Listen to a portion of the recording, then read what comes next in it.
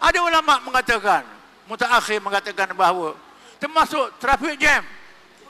Traffic jam tak boleh nak semayang waktu dia kerana jam jalan raya. Boleh jamak ke tidak? Berdasarkan kepada maqasid syariat, kerana masyarakah boleh jamak. Buku sains, teknologi, buku perubatan, buku pertanian, buku palak astronomi, macam-macam. Kemudian terjemah buku-buku falsafah, menyebabkan unsur falsafah masuk dalam ilmu kajian akidah, melahirkan penggunaan akal dalam memahami akidah Islam, qada dan qadar dan sifat-sifat Tuhan, menyebabkan adanya mazhab Mu'tazilah, Jabariyah, Qadariyah dan sebagainya yang menyeleweng daripada akidah Islam yang sebenar. Maka muncul ulama-ulama yang menentang penyelewengan ini, terpaksalah menafsirkan Islam berdasarkan kepada hal-hal semasa, khususnya dalam ayat mutasyabihat.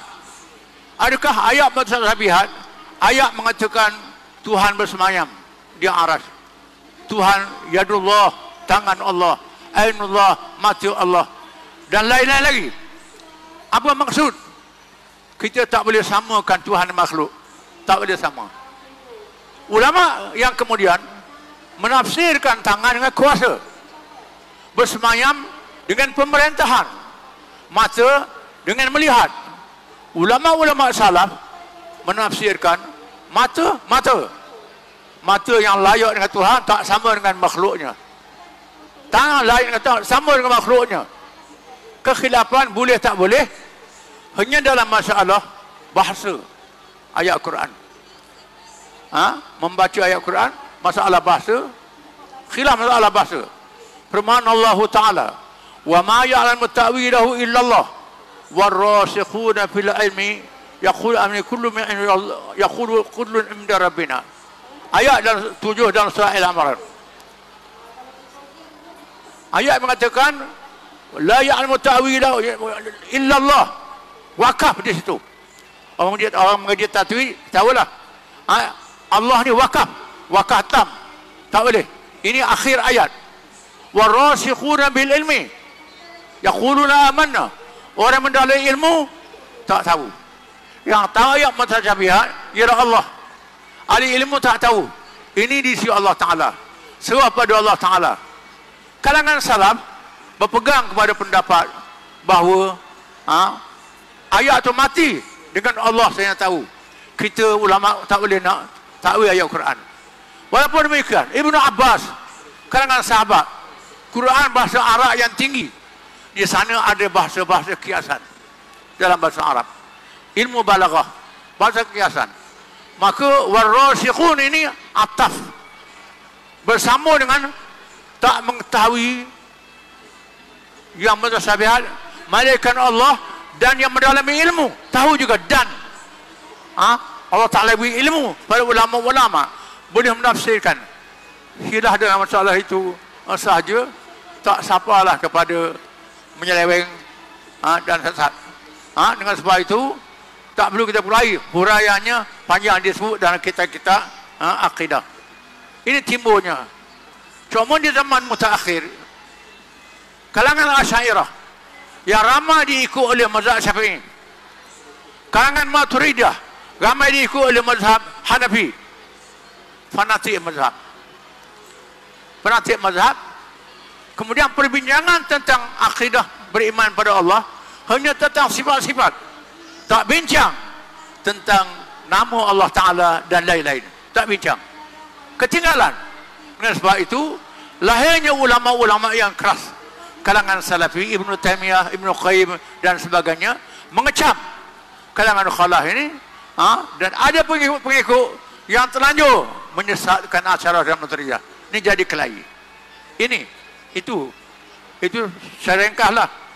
Kemudian mazhab fiqh.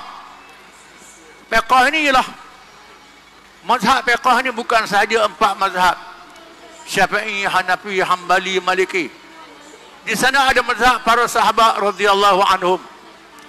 Para sahabat radhiyallahu anhum, kerana Nabi menghantar sahabat-sahabat bertugas jauh. Ibn Abbas ditugaskan di Taif, Abdullah bin Umar ditugaskan di Mekah, Mu'adz bin Jabal ditugaskan di Yaman, ditugaskan berbagai-bagai daerah. Pada masa turunnya ayat-ayat nasah beberapa hukum, mereka tak ada. Tak ada di Madinah. Menyebabkan mereka pakai hukum yang belum dinasahkan. Ini berlaku. Ini sebab khilaf mazhab-mazhab kalangan sahabat. Ada mazhab Aisyah, mazhab dan sebagainya. Zaman dulu tak ada telefon, tak ada internet, tak ada apa. Timbul khilaf dalam masalah cabang. Sembahyang 5 waktu, semua mengaku ini rukun Islam. Tapi Fatihah ada bismillah, ini khilaf.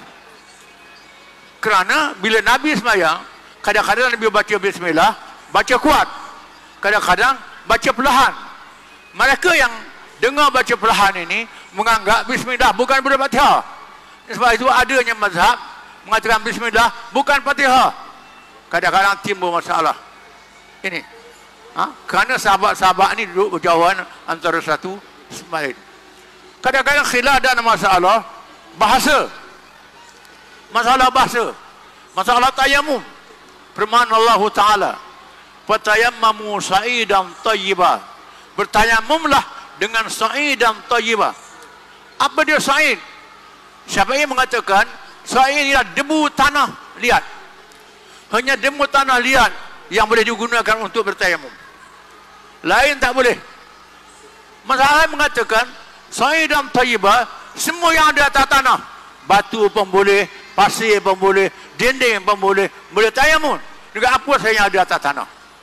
Ini timbul kerana perkataan sa'id dalam bahasa Arab memberi makna yang berbagai. Timbulnya khilaf mazhab-mazhab ini. Contohnya tentang batal wudu, sentuh perempuan. Firman Allah Ta'ala, "Aw lamastumun nisa", ataupun sentuh menyentuh dengan wanita. Perkataan lamasa ada yang makna bersetubuh, ada makna menyentuh kulit dengan kulit. Ada ulama mengatakan bacaan Al-Kisai, lamastumun nisa, sentuh. Timbul khilaf pula, sengaja sentuh ke tak sengaja sentuh. Timbul khilaf kalangan ulama. Ada mengatakan bahawa sentuh, maksud menyentuh itu ialah bersetubuh, baru hilang air semayang. Kalau sentuh kulit dengan kulit, tak hilang air semayang. Kerana di sana ada hadis-hadis yang mengatakan Nabi menyentuh isteri dia, kemudian pergi semayang. Nabi semayang tahajud, Nabi lama sujud. Aisyah takut Nabi meninggal dunia. Aisyah rasa kaki Nabi sentuh, Nabi teruskan semayang. Ini timbul. Syafi'i kata sentuh batal air semayang. Mazhab kata lain kata tak batal air semayang, bersetubuh. Ini kerana masalah bahasa. Kadang-kadang baris dari segi nahu. Idza qumtum faghsilu wujuhakum wa aydiyakum ila al-marafiq wamsahu bi ru'usikum wa arjulakum ila al-ka'bain. Bila kamu ambil sembahyang, ni ayat Quran, basuh muka, basuh tangan hingga 2 siku. Wamsahu bi ru'usikum, dan sapu kepala, bi ru'usikum, sapu kepala.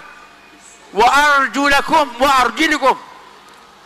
Ada yang baca wa arjulakum, ada yang baca wa arjulikum. Yang baca wa arjulakum makna kena sapu, kena basuh kaki. Basuh arjulikum, sapu kaki macam kepala juga, baca baik bawah. Ini khilaf dari segi baris. Timbul kekhilafan kalangan ulama. Dengan sebab itu kita tidak boleh menganggap yang ini salah, yang ini salah. Kerana Nabi bersabda, "Man ijtahada fa asaba falahu ajran, wa man ijtahada fa akhta falahu ajrun wahid."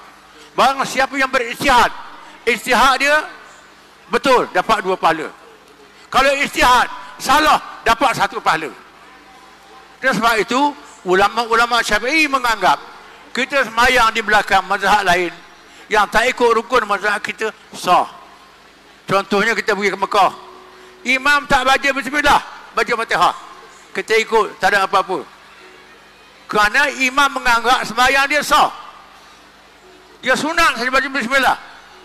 Ada yang mengatakan dia baca, kita mana tahu, tak dengar pun. Kalau degil mazhab Syafi'i, kena sembahyang semula, tak baca bismillah. Ini sejak ulama membenarkan ini. Bukan